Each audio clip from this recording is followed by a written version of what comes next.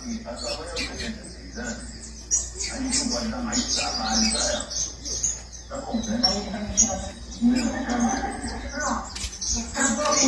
O que você quer, Tereza? Como é que você imagina? Eu já entendi que a neta quer uma casa para a avó, que é a casa da avó de volta.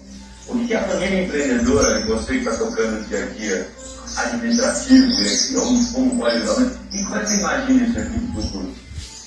Eu tenho, tenho sonhos de estar melhor, de organizar, de publicar fora e de tocar de uma forma assim, não maior do que isso, para que a gente conseguisse continuar trabalhando, mas com tempo, com um pouco mais de...